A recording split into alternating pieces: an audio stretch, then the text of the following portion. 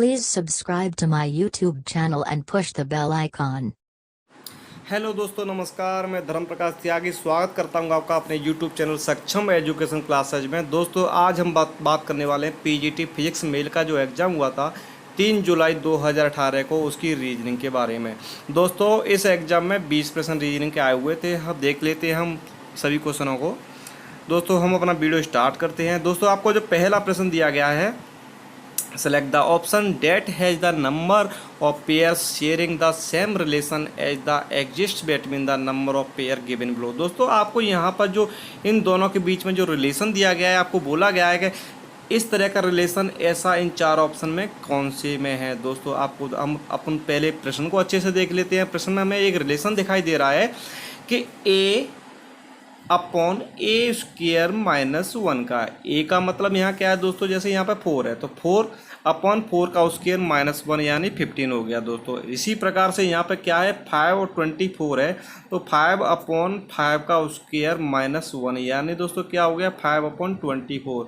दोस्तों, ऊपर जो अंश में जो नंबर दिया गया है उसका हर में वर्ग करके 1 माइनस कर दिया गया है। दोस्तों, हम इस तरह से देख लेते हैं कौन सा ऑप्शन एकदम सही है। तो हम देख पाते हैं कि चौथा जो ऑप्शन है यहाँ पर 8 का स्क्वायर माइनस 1 यानी 8 अपॉन 8 का स्क्वायर 64 होता है। 64 में से 1 गया तो दोस्तों क्या आया, 63 आ गया। इसी तरह से 9 का स्क्वायर 81 होता है और 81 में से 1 गया तो क्या आ जाएगा दोस्तों, 80 आ जाएगा। इस तरह से हमारा जो चौथा ऑप्शन है वो एकदम करेक्ट हो जाएगा।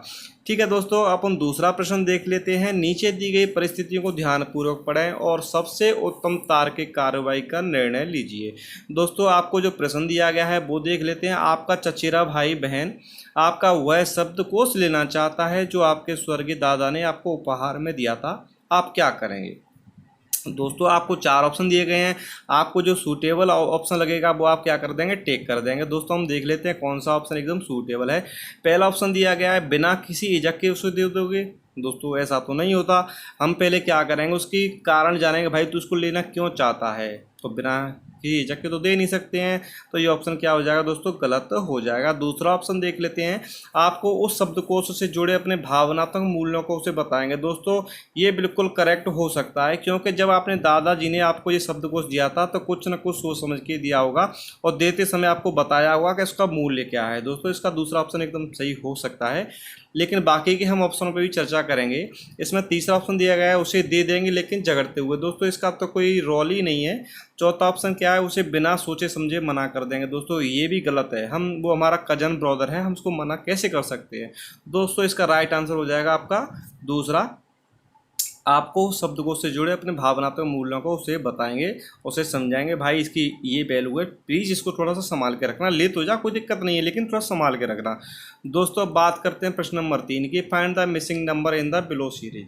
दोस्तों, आपको एक सीरीज दी गई है। इस सीरीज में मुझे एक रिलेशन दिखाई दे रहा है 2 की पावर 1 माइनस 1, 2 की पावर 2 माइनस 1, 2 की पावर 3 माइनस 1, 2 की पावर 4 माइनस 1, 2 की पावर 5 माइनस 1, 2 की पावर 6 माइनस 1, 2 की पावर 7 माइनस 1, इसी प्रकार 2 की पावर 8 माइनस 1। तो इसी प्रकार से हमारा जो नेक्स्ट आएगा वो क्या आ जाएगा, 2 की पावर 9 माइनस 1।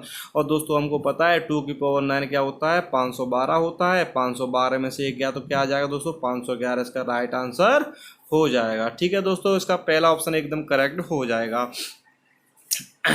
प्रश्न नंबर 4 देख लेते हैं। Read the following information carefully and answer the question given below. दोस्तों, आपको जो प्रश्न दिया गया है मैं बता देता हूँ। L, M, N, O, P and Q are seated in इस सर्कल फेसिंग द सेंटर। ये L, M, N, O, P, Q जो भी हैं वो एक सर्कल के अंदर की तरफ फेस करके बैठे हुए हैं। O is between Q and M, O is between Q and M. L is L is second to the left of O and second to the right of P. दोस्तों, who among the following facing O, मतलब O के सामने कौन बैठा हुआ है। दोस्तों, मैं आपको इसको बता देता हूँ। देखिए दोस्तों,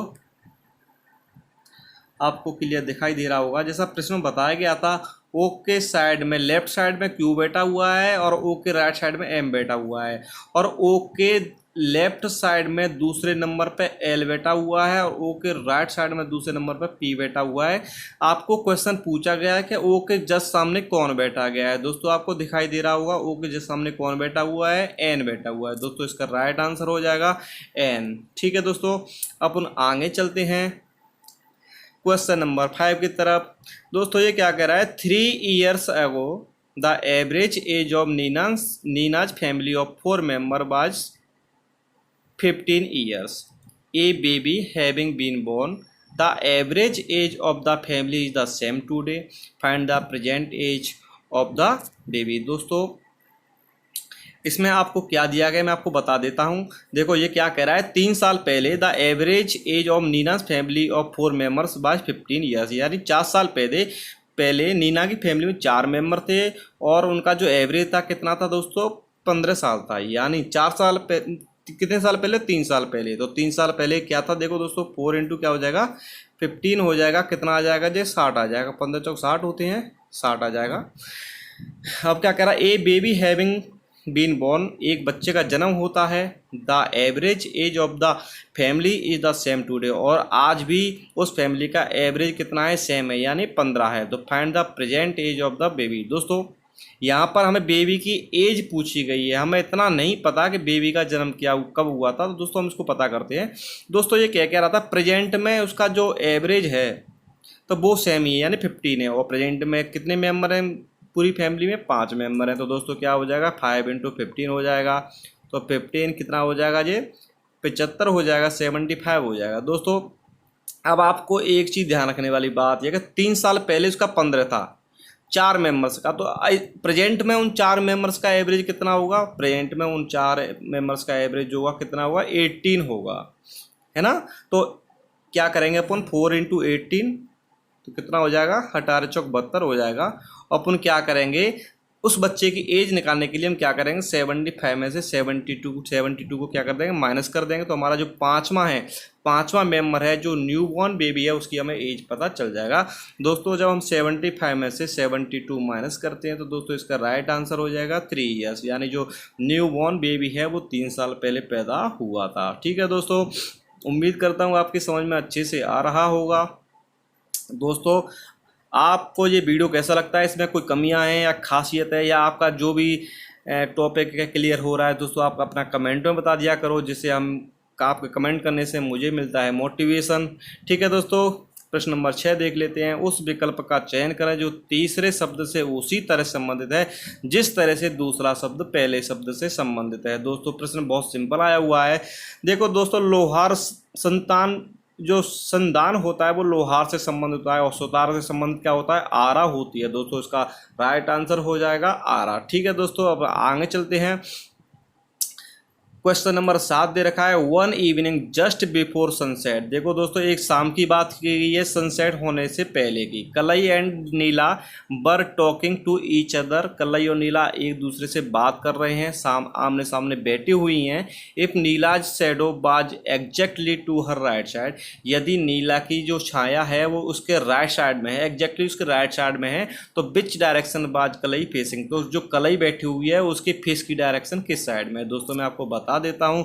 देखो दोस्तों ये हमारा सन है, ठीक है दोस्तों, क्योंकि हमारा सन ईस्ट से निकलता है, लेकिन शाम के टाइम सनसेट के टाइम कहाँ पहुंच जाता है, ईस्ट से वेस्ट पहुंच जाता है। ठीक है दोस्तों, अब देखिए यहाँ पर कलई बैठी हुई है, यहाँ पर नीला बैठी हुई है, और इस सनसेट की जो धूप आ रही है उससे नीला की जो परछाई है जस्ट उसके राइट साइड में जा रही है। तो दोस्तों प्रश्न में पूछा गया है कि कलई किस तरह मूव करके बैठी हुई। दोस्तों आपको दिख रहा होगा कलई साउथ साइड में मूव करके बैठी हुई है। ठीक है दोस्तों, इसका राइट आंसर क्या हो जाएगा, साउथ इसका राइट आंसर हो जाएगा। ठीक है दोस्तों, प्रश्न नंबर 8 देख लेते हैं। In a certain code language if brown is written as DTQ/P then what will be the code of yellow in the same language. दोस्तों हम इसका पैटर्न पहले समझेंगे, इसका पैटर्न क्या होता है। इसको ब्राउन को इस तरह से लिखा गया है, तो किस पैटर्न से लिखा गया हुआ है दोस्तों, इस पैटर्न को समझ लेंगे। इस पैटर्न समझ में आ गया तो ये हमारा क्या हो जाएगा 1 सेकंड में सॉल्व हो जाएगा। दोस्तों हमने इसको पैटर्न चेक किया तो पैटर्न था इसका देखो दोस्तों, यहाँ ब्राउन को उसने DTQ/P में चेंज किया। तो कैसे चेंज किया, इसने क्या किया, जो ऊपर वाला वर्ड था उसमें जस्ट 2 वर्ड जोड़ दिए। यानी जैसे B है, B में 2 जोड़ा तो कितना आ गया, D आ गया, है ना दोस्तों। R में देखो, B में 2 जोड़ा तो कितना आ गया, D आ गया। और R में 2 जोड़े तो कितने आ जाएंगे, 1 सेकंड दोस्तों, R को T में बदला यानी 2 माइनस कर दिया इसने। और O को Q में बदला है, ओ को क्यू में बदला है, ये भी 2 माइनस कर दिए। डब्लू को बाई में बदला है, डब्लू को बाई में बदला है, 2 माइनस कर दिए। दोस्तों ये माइनस नहीं किए, दोनों प्लस किए हैं, मैंने गलत लिख दिया इसमें। इसको एक बार आप अच्छे से समझें दोस्तों, थोड़ी सी मिस्टेक हो गई मेरे से। यहाँ पे देखो, बी में 2 जोड़ेंगे तो डी आ जाएगा, बिल्कुल राइट है। और आर में 2 जोड़ेंगे, देखो बी में 2 जोड़ा तो डी आ गया, आर में 2 जोड़ेंगे तो टी आ गया। इसी प्रकार ओ में 2 जोड़ेंगे तो क्यू आ जाएगा। देखिए जरा, ओ में 2 जोड़े तो क्यू आ गया। और डब्लू में 2 जोड़ेंगे तो बाई आ जाएगा, डब्लू में 2 जोड़े तो बाई आ गया। मतलब एक छोड़ के दूसरा लिया जा रहा है। एन के इसी हिसाब से एन को देख लेते हैं, एन को पी लिया है। तो दोस्तों हमें पता चल रहा है कि जैसे हमें जो नंबर दिया गया है उसका नेक्स्ट नंबर छोड़ दिया जाता है, उसका नेक्स्ट नंबर ले लिया जाता है। दोस्तों इस प्रकार से हम येलो को चेंज करते हैं। तो देखिए जरा, बाई का नेक्स्ट क्या होता है, जेड, और जेड का नेक्स्ट क्या होता है, ए, तो ए ले लिया। ई का नेक्स्ट क्या होता है, एफ, और एफ का नेक्स्ट क्या होता है, जी, तो हमने जी ले लिया। इसी प्रकार एल का एन, एल का एन, इसी प्रकार ओ का क्यू हो जाएगा, इसी प्रकार डब्ल्यू का बाई हो जाएगा। दोस्तों हमारा जो पैटर्न निकल के आता है वो पैटर्न क्या है, AGNNQY। दोस्तों ये हमारा राइट आंसर हो जाएगा, AGNNQY। ठीक है दोस्तों। दोस्तों प्रश्न नंबर 9 बहुत अच्छा प्रश्न है, और ये इस वाले क्वेश्चन को शायद 5% लोग एग्जाम में कर पाए होंगे। दोस्तों हम इसका पैटर्न अच्छे से समझते हैं। ठीक है दोस्तों, आप देख लीजिए, मैं आपको सीधा वहाँ लेके चलता हूँ। दोस्तों ये आपको प्रश्न दिया गया है कि B3, E4, I7, L10, V5, A15, P9/11। तो आपको पूछा गया है यहाँ पर क्या आएगा। दोस्तों क्वेश्चन को अच्छे से समझ लेना, बहुत अच्छा प्रश्न है। दोस्तों मैंने देखा, देखो यहाँ पर 3 है, यहाँ पर 4 है, 3 और 4 को जोड़ा तो कितना आ गया, 7 आ गया। यहाँ पर 10 है, यहाँ 5 है, तो 10 और 5 को जोड़ा तो 15 आ गया। यहाँ पर 9 है और यहाँ पर 11 है, तो ये दोनों को ऐड किया तो कितना आ गया, 20 आ गया। दोस्तों ये तो आ गया, लेकिन बाकी के अंक कैसे आएंगे, ये बड़े समझने वाली बात थी। दोस्तों बाकी के अंक समझ लेते हैं हम। बी जो है, बी का नंबर क्या है, दूसरे नंबर पर आता है, ABCDEFG ऐसे है ना। तो बी सेकंड नंबर पर आता है, तो बी का क्रमांक क्या हो गया, 2 हो गया। जब 2 को मैंने 3 में ऐड किया तो कितना आ गया, 5 आ गया। और 5 पे क्या आ गया आपका, E आ गया। ठीक है दोस्तों, जब मैं 5 में इस 4 को ऐड करूंगा तो कितना आएगा, 9 आएगा। और 9 नंबर पे आपका क्या होता है, आई होता है। दोस्तों आपको ये पैटर्न समझ में आ गया। यदि समझ में नहीं आया दोस्तों, वीडियो को बैक करिए, थोड़ा सा समझिए। मैं आपको नेक्स्ट पैटर्न भी समझाने जा रहा हूँ। इसी प्रकार दोस्तों एल की वैल्यू क्या है, 12। एल 12 नंबर पे होता है, और यहाँ पर साथ में 10 दे रखा है, तो 12 + 10 कितना हो गया दोस्तों, 22 हो गया। 22 नंबर हमारा क्या आता है, वी आता है। ठीक है दोस्तों, जब मैं वी में यानी 22 में 5 जोड़ूंगा तो दोस्तों कितना आएगा, 27 आएगा। 27 को हम कैसे लिख सकते हैं, 26 + 1 लिख सकते हैं, क्योंकि जो वर्णमाला होती है ABCD उसमें अंक कितने होते हैं, 26 होते हैं। तो नेक्स्ट 27 में कौन सा हो जाएगा, ए हो जाएगा दोस्तों। ठीक है, तो इस तरह से ये पैटर्न हमने दोनों दे रखे थे। अब हमें जो तीसरा जो दिया हुआ था, हमें इसी पैटर्न से क्या करना है, बनाना है दोस्तों। ठीक है, यहाँ पे देखो P दे रखा है। P का क्रमांक क्या होता है दोस्तों, 16 होता है। जब 16 को मैं 9 में जोड़ता हूँ तो कितना हो जाएगा, 25। और 25 नंबर्स पे कौन सा है दोस्तों, 22 आता है। और 22 जब मैं 25 में 11 जोड़ूंगा तो कितना आ जाएगा दोस्तों, 36 आ जाएगा। 36 को हम क्या ले सकते हैं, 26 + 10 लिख सकते हैं, क्योंकि वो लौट फिर के वहीं पर आ जाएगा। और देखिए दोस्तों 26 माइनस कटे हो जाएगा, तो 10वें नंबर पर कौन सा आता है, तो 10वें नंबर पर दोस्तों J आता है। इस प्रकार से हमारा जो आंसर आएगा वो आएगा J20। ठीक है दोस्तों, हमारा इसका राइट आंसर हो जाएगा J20। अब दोस्तों नेक्स्ट प्रश्न देख लेते हैं। Choose the option that shares the same relationship with the third term as shared by the second with the first term. दोस्तों आपको देखो ये पैटर्न दिया गया है इससे लेके इसमें, तो आपको पूछा गया है इसमें जो पैटर्न है सेम, अगर वही पैटर्न इसमें हम फॉलो करें तो हमें क्या प्राप्त होगा। दोस्तों हम इसको देख लेते हैं अच्छे से। देखिए दोस्तों, यहाँ पर जैसे E था, E को H में चेंज किया। दोस्तों हमने E में 2 जोड़ दिए, है ना दोस्तों, हमने E में 2 जोड़ दिए। ठीक है, तो हमें क्या मिला, H मिला। या हम ऐसे बोल सकते हैं E के बाद में हमने 2 ड्रॉप कर दिए तो तीसरे नंबर पे H मिला। ठीक है दोस्तों, इसी प्रकार V में से हम 2 माइनस करेंगे, तो V में से हम जैसे देखो दोस्तों माइनस करते हैं, V में से हम ये 2 ड्रॉप कर देंगे तो हमारा तीसरे नंबर पे क्या आ रहा है, S आ रहा है, तो हमने S ले लिया। इसी प्रकार T में से Q माइनस करेंगे, यानी इसने पहले पैटर्न में 2 ऐड किया है, दूसरे में -2 किया है, तीसरे में -2 किया है, चौथे में फिर से 2 किया है दोस्तों, +2 किया है। इसी प्रकार से ये वाला पैटर्न जो है +2 -2 -2 +2 वाला हम इसमें फॉलो करते हैं। तो दोस्तों देखो हमें क्या प्राप्त होता है, E के बाद में हमें A प्राप्त होगा। E के बाद हमने 2 ड्रॉप कर दिए। ठीक है दोस्तों, तो हमें क्या प्राप्त हो गया, A प्राप्त हो गया। इसी प्रकार से और X में से हम 2 माइनस करेंगे दोस्तों तो क्या हो जाएगा, देखो दोस्तों X में से 2 माइनस किया यानी U भी हमने हटा दिया, तो हमें क्या प्राप्त हो गया, U प्राप्त हो गया। और इसी प्रकार हमने B में से 2 माइनस करेंगे दोस्तों, देखो T और U हट जाएगा तो S आ जाएगा। और E में हम क्या करेंगे दोस्तों, +2 करेंगे। दोस्तों यहाँ पर जो मुझे E नज़र आ रहा है ना, ये थोड़ा सा मुझे लग रहा है कहीं ना कहीं गलत हो गया, इसको मैं देख लेता हूँ एक बार। यहाँ पर क्या था, C था दोस्तों, ये E नहीं है, ये C है। थोड़ा सा मेरे से मिस्टेक हो गई है दोस्तों, ये E नहीं है, ये C है दोस्तों। तो मैं क्या करता हूँ, देखिए ज़रा, जब C में मैं C के बाद मैं 2 ड्रॉप करूँगा, C के बाद D और E क्या हो जाएगा, ड्रॉप हो जाएगा, तो क्या आ जाएगा दोस्तों, F आ जाएगा। ठीक है दोस्तों, ये थोड़ा सा मिस प्रिंट हो गया है, इसको C सम कर लेना दोस्तों।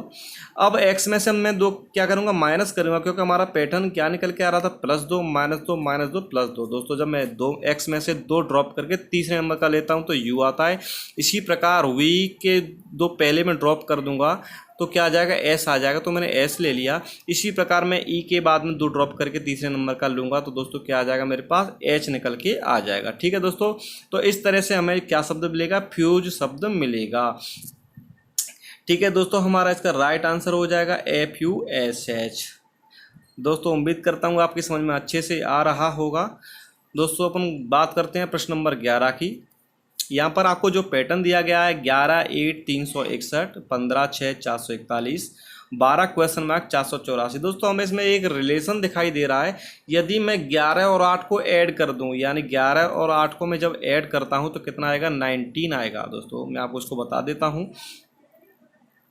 देखो दोस्तों मैंने 11-8 को मैंने ऐड किया, 19 आ गया। 19 का स्क्वायर कितना आता है, 361 होता है। इसी प्रकार से 15-6 को ऐड किया और 21 हो गया, 21 का स्क्वायर 441 होता है। इसी प्रकार से हमें एक बॉक्स में 12 दे रखा है, एक में हमें पूछा गया है इसमें क्या आएगा, तो हमने मान लिया वो x आएगा। इन दोनों को ऐड किया, स्क्वायर किया तो कितना आ रहा है दोस्तों, 484 आ रहा है।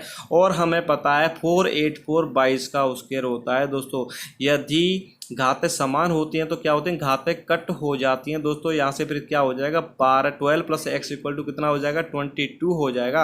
और 12 जब दूसरी साइड में जाएगा तो माइनस का हो जाएगा। जब 22 में से 12 घटाएंगे दोस्तों क्या आ जाएगा, x = 10 आ जाएगा। दोस्तों हमारी जो x की वैल्यू आएगी 10 आएगी, हमारा राइट आंसर हो जाएगा 10। ठीक है दोस्तों, अपन आगे चलते हैं क्वेश्चन नंबर 12 की तरफ। प्रवीण क्या कहता है कि Madan sister is my father's only daughter. ठीक है दोस्तों, मदन की जो बहन है वो मेरे पिता की इकलौती बेटी है। तो which of the following true about the relationship between Parveen and Madan. दोस्तों परवीन और मदन के बारे में पूछा गया है कि परवीन और मदन में क्या संबंध है। दोस्तों हम देख लेते हैं इस संबंध को। दोस्तों प्रश्न में क्या दे रखा था कि मदन की, परवीन बोला था मदन की जो सिस्टर है वो मदन के पापा की क्या इकलौती बेटी है। ठीक है दोस्तों, तो आप देखिए यहाँ पर जो पैटर्न निकल के आ रहा है वो क्या है, इसके ये बेटी होगी, 2 पुत्र हो गए। दोस्तों इनमें रिलेशन क्या होगा, मदन में और परवीन में जो रिलेशन होगा वो सगे भाइयों का होगा। दोस्तों तो उसका राइट आंसर क्या हो जाएगा, देख लेते हैं, दे आर रियल ब्रदर्स। ठीक है दोस्तों, उम्मीद करता हूँ आपकी समझ में अच्छे से आ रहा होगा। प्रश्न नंबर 13 देख लेते हैं दोस्तों। If in the English alphabet series A is written for A and P। दोस्तों इंग्लिश अल्फ़ाबेट सीरीज में ए को A और B के कंबाइंड रूप में लिखा जाता है। ठीक है दोस्तों, B को C और D के रूप में लिखा जाता है, C को E और F के रूप में लिखा जाता है, D is written for G and H and so on, मतलब ऐसे ही सेम लिखा जा रहा है आगे सीरीज में। Then what will be the 5th letter from the right end of the new structure. दोस्तों आपको पूछा गया है आपको जो नई स्ट्रक्चर प्राप्त हो रही है कब? जब ए को ए और बी के रूप में लिखा जा रहा है, बी को सी डी के रूप में लिखा जा रहा है, सी ई और एंड एफ के रूप में लिखा जा रहा है, तो एंड से 5वें नंबर पर कौन सा होगा, या फिर हम इसको ऐसे कह सकते हैं राइट साइड से 5वें नंबर पर कौन सा लेटर आएगा। दोस्तों हम देख लेते हैं इसको। देखो दोस्तों, हमने जैसा प्रश्न दिया गया था, ए को ए बी के रूप में लिख दिया, बी को सी डी के रूप में लिख दिया, सी को ई एफ के रूप में लिख दिया, डी को जी एच के रूप में लिख दिया, ऐसे हमने क्या कर दिया, ये सारा राइट कर दिया। दोस्तों हमने देखा इसमें पूछ क्या रहा है, एंड से 5वें नंबर पे, या ऐसे पूछा जाए कि राइट से 5वें नंबर पर कौन सा आएगा। दोस्तों हम देख लेते हैं, 1 2 3 4 क्रॉस कर दिए, तो 5वें नंबर पर आपका दोस्तों क्या आ रहा है, 5वें नंबर पर आपका आ रहा है आई, जिसे क्यू और आर के रूप में क्या किया जा रहा है, शो किया जा रहा है। दोस्तों इसका राइट आंसर क्या हो जाएगा, आपका आई इसका राइट आंसर हो जाएगा। ठीक है दोस्तों अपन बात करते हैं प्रश्न नंबर 14 की। Study the following Venn diagram carefully and answer the question given below. दोस्तों आपको यहाँ पर कुछ डायग्राम दिया गया है, वो किस चीज़ को रिप्रेजेंट कर रहा है उस चीज़ को हम देख लेते हैं। दोस्तों आपको देखो पहला दे रखा है the square represent tennis players. यहाँ पर आपको जो स्क्वायर दिया गया है वो किसको रिप्रेजेंट कर रहा है, वो एक टेनिस प्लेयर को रिप्रेजेंट कर रहा है। दोस्तों दूसरा दिया गया है द रेक्टेंगल रिप्रेजेंट्स एक्टर। यहाँ पर जो रेक्टेंगल दिया गया है ये वाला, ये किसको शो कर रहा है, वो एक्टर्स को शो कर रहा है। The triangle represents rich persons. यहाँ पर जो ट्रायंगल दिया गया है किसको शो कर रहा है, वो रिच पर्सन्स को शो कर रहा है, रिप्रेजेंट कर रहा है। और चौथा है द सर्कल रिप्रेजेंट्स मेल। दोस्तों ये सर्कल जो आपको दिखाया गया है वो किसको शो कर रहा है, वो मेल को शो कर रहा है। दोस्तों अपन को पूछा क्या कि लेटर आई रिप्रेजेंट्स, यहाँ पर लेटर जो आई है वो किसको रिप्रेजेंट कर रहा है वो देख लेते हैं। दोस्तों पहले अपन ये देखेंगे आई किस किस के अंतर्गत आ रहा है। दोस्तों देखिए आई एक तो सर्कल के अंतर्गत आ रहा है, किसके अंतर्गत, सर्कल के अंतर्गत आ रहा है, और एक ये आई आ रहा है रेक्टेंगल के अंतर्गत, है ना दोस्तों, रेक्टेंगल के अंदर। अब देख लेते हैं रेक्टेंगल क्या शो कर रहा है, एक्टर्स को शो कर रहा है, और सर्कल क्या रिप्रेजेंट कर रहा है, मेल को शो कर रहा है। यानी इसमें ऑप्शन देख लेते हैं मेल एक्टर्स इसका आंसर हो जाएगा, क्योंकि दोस्तों यहाँ पर देखिए जरा, रेक्टेंगल क्या एक्टर को शो कर रहा था और द सर्कल क्या शो कर रहा था, मेल को, यानी मेल एक्टर्स के बारे में ये आई जो है रिप्रेजेंट करता है। दोस्तों इसका राइट आंसर क्या हो जाएगा, मेल एक्टर्स का राइट आंसर हो जाएगा। अपन देख लेते हैं 15वां क्वेश्चन। अपन यही देख लेते हैं, मैंने यहाँ पे ही बना रखा है इसको। देखिए दोस्तों जरा, you are given 2 statements and 4 conclusions, read them carefully. And दोस्तों आपको ये 2 स्टेटमेंट दिए गए हैं और उनके जो निष्कर्ष हैं वो दिए गए हैं 4। आपको पूछा गया है इसमें से कौन कौन से सही हैं। दोस्तों आपको पहला स्टेटमेंट दिया गया है सम टीचर्स आर स्टूडेंट्स। दोस्तों सम टीचर्स आर स्टूडेंट, यानी सम की बात कर रहा है तो थोड़ा थोड़ा आ जाएगा। ठीक है दोस्तों, अब दूसरे में क्या पूछा गया है, बोला गया है all students are boys. All students are क्या है, बॉयज है, यानी स्टूडेंट्स को पूरा बॉयज क्या कर लेगा, कवर कर लेगा। ठीक है दोस्तों, आपको इसके निष्कर्ष दिए गए 4, देख लेते हैं कौन कौन से निष्कर्ष एकदम सही हैं। पहला आपको दिया गया है ऑल टीचर्स आर बॉयज, देख लेते हैं क्या ये सही है। All teachers are boys, no, क्योंकि बॉयज अलग जा रहा है, टीचर अलग जा रहा है। दोस्तों ऐसे प्रश्न हमेशा में बैन आर एक से करने चाहिए। ठीक है दोस्तों, तो इसका जो पहला ऑप्शन है क्या हो जाएगा, गलत हो जाएगा। दूसरा देख लेते हैं some boys are teachers, some boys are teachers, बिल्कुल सही है दोस्तों, दूसरा ऑप्शन क्या हो जाएगा, सही हो जाएगा। ठीक है, क्योंकि देखो यहाँ टीचर ये है और बॉयज क्या है, ये है, थोड़ा सा क्या आ रहा है, ये वाला भाग जो आ रहा है अंतर्गत आ रहा है, सम लगा हुआ है, तो दूसरा ऑप्शन क्या हो जाएगा, करेक्ट हो जाएगा। ठीक है दोस्तों, तीसरा देख लेते हैं, दूसरा ऑप्शन इसका एकदम सही है। तीसरा देख लेते हैं some boys are students, some boys are students, बिल्कुल सही है। अगर ये पूछा जाता कि ऑल स्टूडेंट्स आर बॉयज तो ये भी सही हो जाता दोस्तों, लेकिन यहाँ पर किया गया सम बॉयज आर स्टूडेंट्स, लेकिन ये वाले बॉयज हैं वो स्टूडेंट नहीं हैं। ठीक है दोस्तों, इसका तीसरा भी ऑप्शन क्या हो जाएगा, सही हो जाएगा। चौथा देख लेते हैं all students are teacher, all students are teachers. दोस्तों ऑल स्टूडेंट तो टीचर है ही नहीं, कुछ हैं स्टूडेंट जो टीचर हैं। दोस्तों इसका चौथा भी क्या हो जाएगा, गलत भी हो जाएगा। दोस्तों इसका दूसरा और तीसरा क्या है, एकदम सही है दोस्तों, तो इसका राइट आंसर हो जाएगा। देख लेते हैं, इसका राइट आंसर हो जाएगा पहला, ओनली 2 and 3 फॉलो। ठीक है दोस्तों, अपन आगे चलते हैं प्रश्न नंबर 16 की तरफ। 16 प्रश्न क्या कह रहा है दोस्तों, देख लेते हैं। Mukesh ranked 16 from the top. Mukesh की ऊपर से 16वीं रैंक है एंड 25 फ्रॉम द बॉटम, और नीचे से 25वीं रैंक है। ठीक है दोस्तों, among those who have passed in the annual examination, उन बच्चों के बीच में जो एनुअल एग्जामिनेशन में पास हो गए हैं। If 5 students fail in the annual examination तो board by the total number of student in the class. दोस्तों मुकेश की ऊपर से रैंक 16 है, नीचे से रैंक 25 है। ठीक है दोस्तों, जो बच्चे पास हुए हैं उनमें, और 5 बच्चे क्या हो गए, फेल हो गए। तो हमें पूछा गया है कि टोटल स्टूडेंट कितने हैं। दोस्तों आप देखिए जरा, 16 की रैंक ऊपर से है नीचे मुकेश की, और नीचे से कितनी है, 25 है। तो 16 25 कितने होते हैं, 41। तो हम 41 में से क्या करेंगे, 1 माइनस कर देंगे, यानी 40 टोटल स्टूडेंट जो हैं पास हैं। दोस्तों ऐसे अगर आपको ऊपर से रैंक दे रखी हो, नीचे से दे रखी हो, दोनों को काउंट कर देते हैं, 1 माइनस कर देते हैं, तो हमारी जो टोटल स्टूडेंट्स हैं उनकी संख्या निकल आती है। तो दोस्तों यहाँ पर 40 स्टूडेंट जो हैं कैसे पास हैं। अब दोस्तों यहाँ पे आपको बताया गया है कि 5 स्टूडेंट्स फेल हो गए हैं। यदि 40 में हम 5 जोड़ देंगे तो कितना हो जाएगा, 45 हो जाएगा। तो दोस्तों क्लास में टोटल कितने स्टूडेंट हैं, 45 स्टूडेंट है। तो आपका राइट आंसर हो जाएगा 45। ठीक है दोस्तों, आगे चलते हैं।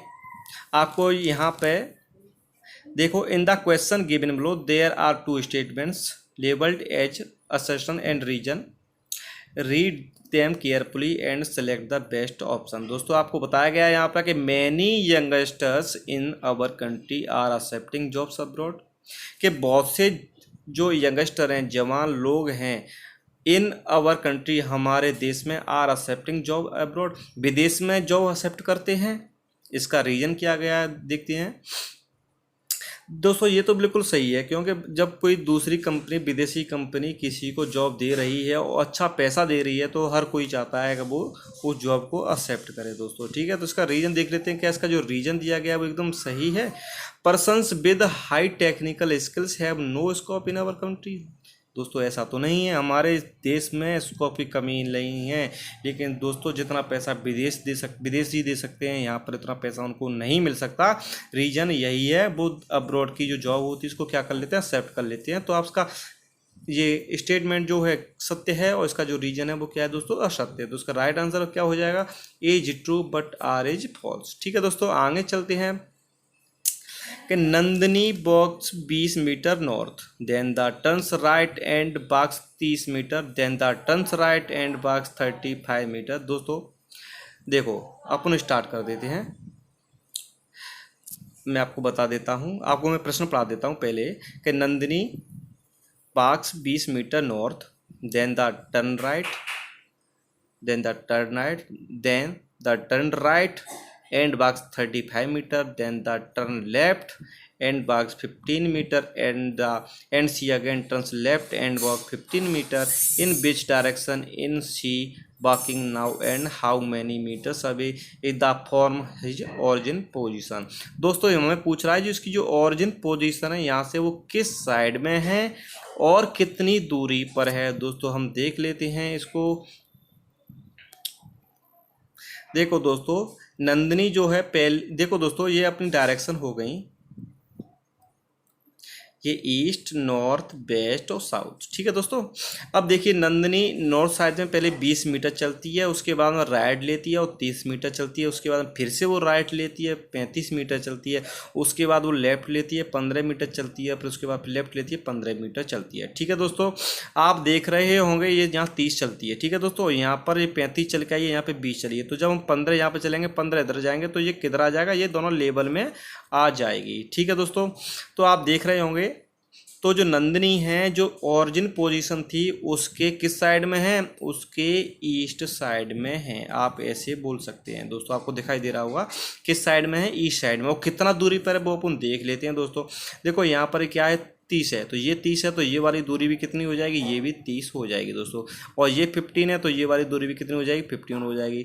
और जब मैं 30 और 15 को जोड़ता हूँ दोस्तों तो कितना आता है मेरा, 45 आंसर आता है। ठीक है दोस्तों, तो इसका राइट आंसर क्या हो जाएगा, ईस्ट पोजीशन में है और 45 मीटर की दूरी पर है। ठीक है दोस्तों, अपन आगे चलते हैं। क्वेश्चन नंबर 19 दिया गया है कि you are given a statement and 2 courses of action, choose the correct comment about the courses of actions from the given option below. Statement क्या दिया गया है दोस्तों, अपन देख लेते हैं। The sale of X branded TV has gone down considerably causing great concern to the company. दोस्तों एक्स ब्रांड वाली टीवी की जो बिक्री में काफ़ी गिरावट आई है, जिससे कंपनी को काफ़ी चिंता हो रही है दोस्तों। तो उसके लिए कोर्स ऑफ एक्शन क्या है, इसके लिए कार्रवाई क्या की जानी चाहिए कंपनी की तरफ से, वो देख लेते हैं। इसका पहला ऑप्शन है the company should make a proper study of reveal brands in the market. दोस्तों कंपनी को प्रतिद्वंदी जो कंपनी है उनकी ब्रांडों का उचित अध्ययन करना चाहिए। और इसका दूसरा ऑप्शन दिया गया दोस्तों, ये बिल्कुल सही है। कंपनी को जो दूसरी कंपनी है, प्रतिद्वंदी कंपनी है, क्या प्रतिद्वंदी ब्रांड कह सकते हैं, उनका अध्ययन करना चाहिए कि भाई वो फेमस क्यों हो रही हैं, हमारा प्रोडक्ट क्यों नहीं चल रहा, तो उसका ये रीजन उसको ढूंढना चाहिए। दूसरा आपको दिया गया है दोस्तों, the price of the product should be reduced and the quality must be improved. कि उत्पाद की कीमत कम होनी चाहिए और गुणवत्ता में सुधार होना चाहिए। दोस्तों मेरे हिसाब से इसका दूसरा ऑप्शन भी एकदम सही है, लेकिन दोस्तों ऑप्शन में ओनली पहले को सही माना गया है, दूसरे को सही नहीं माना गया। तो इसको आप एक बार देख लेना, मुझे तो इसमें दोनों सही नज़र आ रहे हैं दोस्तों। ठीक है दोस्तों, आगे चलते हैं क्वेश्चन नंबर 20 की तरफ। 4 years ago, the combined age of Harni and her mother was 44 years. Now, the ratio of their age is 1:3. What is the present age of Harni's mother? दोस्तों 4 साल पहले हरनी और उसकी माता की जो एज थी वो कितनी थी, 44 था। उनकी एज का जो योग था कितना था, 44 था। The ratio of their age 1:3, मतलब प्रेजेंट में उनकी जो एज का रेशियो है वो कितना है, यानी प्रेजेंट में 4 साल पहले तो इतना था और प्रेजेंट में 1:3 है। तो what is the present age of Honey's mother, हमें हनी की मदर की एज ज्ञात करनी है दोस्तों। ठीक है दोस्तों, इसको देख लेते हम। देखो दोस्तों, मैंने मान लिया हरनी को मैंने एक्स मान लिया है, उसकी माता को मैंने वाई मान लिया है।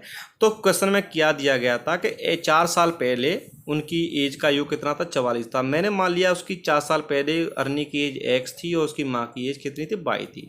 तो X plus Y equal to मैंने 44 मान लिया दोस्तों। अब प्रेजेंट में यानी 4 साल पहले थी, प्रेजेंट में क्या हो जाएगी, x+4 हो जाएगा। किसकी, हरनी की एज, उसकी माता की एज y+4 हो जाएगा। जब मैं इनका अनुपात निकालता हूँ दोस्तों कितना आ जाएगा, 1:3 आ जाएगा। 1:3 दिया गया है दोस्तों। अपन क्या करेंगे, क्रॉस मल्टीप्लिकेशन करेंगे, कैंची गुणा करेंगे। और जब हम क्रॉस मल्टीप्लिकेशन करते हैं 3 का मल्टीप्लाई एक्स से करेंगे 3x, 4 से करेंगे तो 12 आ जाएगा और ये y+4 आ जाएगा। इस तरह से यहाँ 3x बाई इधर आएगा तो माइनस का हो जाएगा, 12 इधर जाएगा तो माइनस का हो जाएगा।